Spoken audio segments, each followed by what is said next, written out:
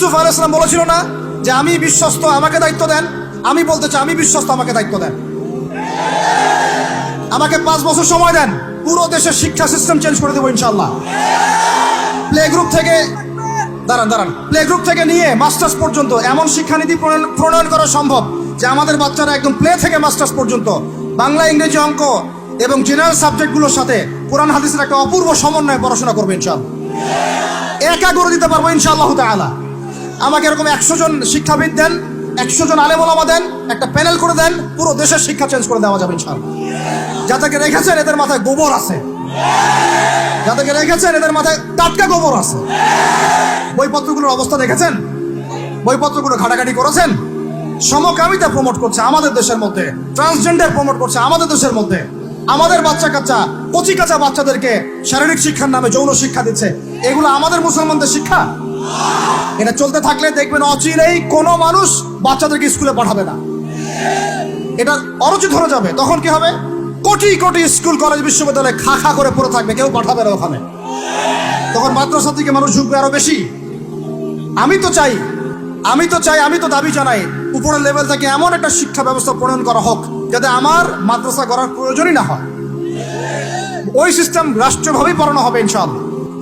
আপনি মালয়েশিয়ার দিকে তাকিয়ে দেখেন, আপনি এই যে ওয়েস্টার্ন কান্ট্রির মধ্যে অনেক কান্ট্রি আছে, অস্ট্রেলিয়ার মতো জায়গাতে আছে, ব্রিটেনের মতো জায়গাতে আছে, কোনো কোনো ক্ষেত্রে আপনি লেবাননকে দেখেন, ইয়েমেনকে দেখেন, জর্ডানকে দেখেন, কাতারকে দেখেন, সৌদি আরবিয়াকে দেখেন, অনেক কান্ট্রি আছে। ভালো কাজের তো প্রশংসা করতে দোষ নাই, দোষ আছে? এমনকি অনেক পশ্চিমা কান্ট্রিতেও একদম উপর লেভেল থেকে ইসলামিক সিলেবাস প্রণয়ন করা হয়েছে। তার মানে এমন না যে তারা সায়েন্সকে গুরুত্ব দেয় নাই, ম্যাথকে গুরুত্ব দেয় নাই, ফিজিক্স পড়ায় নাই, অ্যাস্ট্রোফিজিক্স পড়ায় নাই, ইকোনমিক্স পড়ায় নাই, বিষয়টা এমন না। তারা ফিলসফি পর্যন্ত পড়িয়েছে। ঘাটাঘাটি করেন, অনলাইনে সব মজুদ আছে। এমন শিক্ষানীতি প্রণয়ন করা সম্ভব একদম প্লে থেকে নিয়ে মাস্টার্স পর্যন্ত। আমার ছেলে ইমামতিও করবে, এদিকে বিমানও উড়াবে ইনশাআল্লাহ। আমার মেয়ে ডাক্তারও হবে, এদিকে দেখবেন হাফেজাও হবে ইনশাআল্লাহ। একজন মুফতি সাহেব, তিনি ফতোয়াও দিবেন, একই সাথে বিশ্ব অর্থনীতি সম্পর্ক জানবেন ইনশাআল্লাহ। একজন আর্মি অফিসার, তিনি যেমন সামরিক ক্ষেত্রে লিডার হবেন, তেমনি দেখবেন ফিকহের কিতাব মোতালা করে ফতোয়া দিতে পারছেন ইনশাআল্লাহ।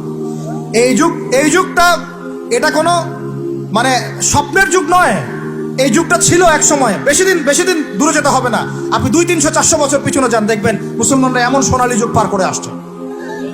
অতএব এগুলো কোনো গাল গল্প করছি না আমি, এগুলো বাস্তবে রূপান্তরিত করা অবশ্যই সম্ভব, আর হাক সম্ভব, যদি এরকম কিছু মানুষের মধ্যে উদ্দীপনা থাকে, একটা সৎ সাহস থাকে, আমাদের উপর থেকে যদি একটা সহযোগিতা আসে এবং আমাদের মতো যারা ইয়াং তাদেরকে যদি মূল্যায়ন করা হয়, ইনশাল্লাহ দেখবেন বাংলার জমিন পরিবর্তন হয়ে গেছে।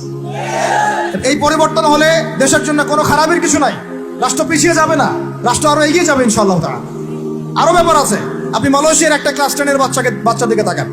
ক্লাস 10-এর একটা বাচ্চা কোনোদিন মাদ্রাসায় যাই নাই, স্কুলে পড়েছে, কিন্ডারগার্টেনে পড়েছে, রাষ্ট্রীয় সিলেবাসে পড়েছে, মাত্র 10 থেকে 12 বছর পড়াশোনা করে ও এখন এদিকে এসএসসি এইচএসসি লেভেলেও চলে গেছে, ও লেভেল পরীক্ষা দিয়েছে, এদিকে সে ইমামতি করার যোগ্যতা অর্জন করেছে। এখন আমাকে বলেন ওই রাষ্ট্রটা কি পিছিয়ে গেছে? অতএব এই শিক্ষার দিকে অনেক মনোযোগী হতে হবে আমাদের সবাইকে, আল্লাহ পাক তৌফিক দান করেন। আমরা যদি এখন এগুলোর বিরুদ্ধে গঠনমূলক কথা না বলি, গঠনমূলক প্রতিবাদ না করি এবং আমাদের রাষ্ট্রপ্রধানদেরকে না বুঝাই, তাহলে অনেক দেরি হয়ে যাবে।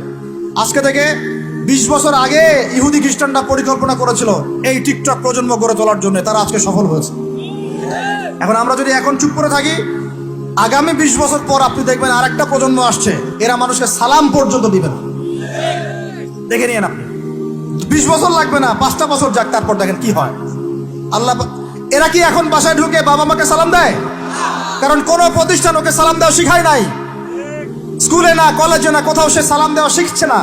আসসালামু আলাইকুম ওয়া রাহমাতুল্লাহি ওয়া বারাকাতুহু বিশুদ্ধ করে বলতে পারছেন, বিশুদ্ধ করে বলতে হবে না? অর্থ আছে না, এর একটা তাসবির আছে না? এগুলো তো আমরা গুরুত্ব দিচ্ছি না। এমন প্রজন্ম গড়ে উঠেছে অলরেডি যারা এখন পিতা মাতাকে সালাম দেয় না, পিতার সাথে ঝগড়া করে, মায়ের সাথে, মায়ের গায়ে হাত তুলে, সম্পত্তির জন্য মাকে হত্যা করে, সম্পত্তির জন্য বাবার গায়ে হাত তোলে। ওইদিক থেকে মাস্টার ডিগ্রি পাস করে আসে ব্রিটেন থেকে, অক্সফোর্ড থেকে, কেমব্রিজ থেকে আইসা এদিকে প্রফেসর হয়েছে বিভিন্ন বিশ্ববিদ্যালয়ের, বাবা পড়ে আছে বৃদ্ধাশ্রমে। কতগুলো এক্সাম্পল নেবেন। এগুলো আমি কি গাল গল্প করছি? আমি কোনো গাল গল্প করতে এখানে আসি নাই, এগুলো বাস্তবতা। যদি বাহিরের চোখ দিয়ে আপনি দেখেন মনে হবে অর্থনীতি অনেক ভালো, ভিতরের চোখ দিয়ে দেখেন অর্থনীতি সুদ দিয়ে ভর্তি হয়ে গেছে।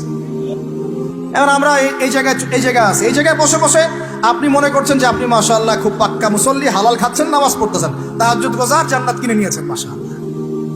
অথচ আপনার অর্থনীতি সুদ ভিত্তিক, এবং এই সুদ ভিত্তিক অর্থনীতির আন্ডারে থেকে কোনো বেসরকারি ব্যাংক পর্যন্ত 100% সুদমুক্ত সিস্টেম দিতে পারবে না। ফুল স্টপ, খালাস। আর এর উপরে আবার আছে ঘুষ, তার উপরে আবার আছে দুর্নীতি, তার উপরে আপনারা আবার মাপে কম দিচ্ছেন, তার উপর আবার পণ্য মজুত করছেন, মার্কেটে ইচ্ছাকৃতভাবে প্রাইস বাড়ায় দিচ্ছেন, এই কাজগুলো করছেন।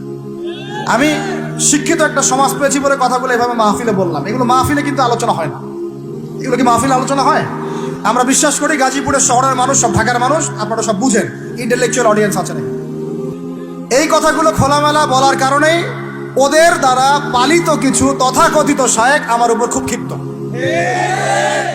এর আকীদা ঠিক না, এর মানহাজ ঠিক না, লেকচার শোনা যাবে না, ইত্যাদি ইত্যাদি।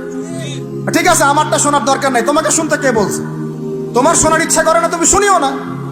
যাদের শোনার ইচ্ছা তারা শুনবে ইনশাল্লাহ। আর তোমার মতো কিছু মুনাফিক না শুনলে আমার কিছু যায়ও আসে না ইনশাল্লাহ। মুমিনরা যারা, তারা শুনবে, বুঝবে, ইনশাল্লাহ ওরাই প্রজন্ম করবে ইনশাল্লাহ। আর আমাদের ভুল হতে পারে, ভুল হলে সেটা ওলামায়ে কেরাম সংশোধন করবেন। ওলামায়ে কেরাম যদি আমাদেরকে বলেন এটা ভুল হয়েছে, অবশ্যই মাথা পেতে নেব ইনশাল্লাহ। আমরা আলেম ওলামার বাইরে নয়, ওলামায়ে মুহাক্কিকের বাইরে নয়। তাহলে আপনাকে কি আমি ভিতরে চোখ দিয়ে পুরো বিশ্বের রাজনীতি বোঝাতে পেরেছি? পুরো বিশ্বের অর্থনীতি বোঝাতে পেরেছি? পুরো বিশ্বের শিক্ষাটাও বুঝেন? এবার আপনার কাছে মনে হচ্ছে পুরো বিশ্বের শিক্ষা খুব উন্নত, বাহ্যিকভাবে বস্তুবাদী ক্ষেত্রে উন্নত, মঙ্গলে যাচ্ছি, চাঁদে যাচ্ছি, স্যাটেলাইট পাঠাচ্ছি ইত্যাদি, তো এগুলো বস্তুবাদী উন্নতি। আদতে কি হচ্ছে দেখেন, নীতি নাই, শিক্ষা অর্জন করার পর নৈতিকতা নাই, চরিত্র নাই, সালাম কালাম নাই, ধর্মভীরুতা নাই, আমানতদারিতা নাই। একজন ডক্টর, সে মাশাআল্লাহ ডক্টর হয়েছে, হওয়ার পরে এখন সে দেখছি কসাই হয়ে গেল। তাহলে কোন শিক্ষাটার ঘাটতি হলো? নীতির, নৈতিকতার, ইসলামের ওই বুঝটা নাই, পরকালীন কনসেপ্ট নাই। একজন ইঞ্জিনিয়ার মাশাআল্লাহ, আপনি theta, sine theta, cos theta সব তো বুঝেন মাশাআল্লাহ। আপনি একজন আর্কিমিডিস থেকে শুরু করে পিথাগোরাস সব পড়ে ফেললেন, কিন্তু ইঞ্জিনিয়ার হয়েও তো আপনি চোর হলেন। তাহলে কোন শিক্ষার অভাব হলো বলেন? একটা মেয়েকে আপনি দেখছেন মাশাআল্লাহ এগিয়ে যাচ্ছে, বাপরে বাপ, ফেমিনিস্ট রেভলিউশন। আদতে ওর গায়ে এখন একটা গেঞ্জি, ওর গায়ে পায়ে একটা জিন্সের প্যান্ট, বাহিরের চলাফেরা দেখে তার অঙ্গ প্রত্যঙ্গ সব স্পষ্ট দেখা যাচ্ছে, সে স্পষ্ট বেপরদায় চলছে। একটা ছেলেকে আপনি দেখছেন বাহির থেকে পড়ে আসলো, এসে এখানে ট্রান্সজেন্ডার হয়ে গেল, লিঙ্গ পরিবর্তন করতেছে। ছেলে পেলেকে দেখছেন এখানে ডিগ্রি অর্জন করেছে, কিন্তু মাদক ছাড়তে পারছে না, মেয়েদের সাথে জেনা ছাড়তে পারছে না, সমকামিতা ছাড়তে পারছে না। শিক্ষার সংজ্ঞাটাই বা আসলে কি তাহলে?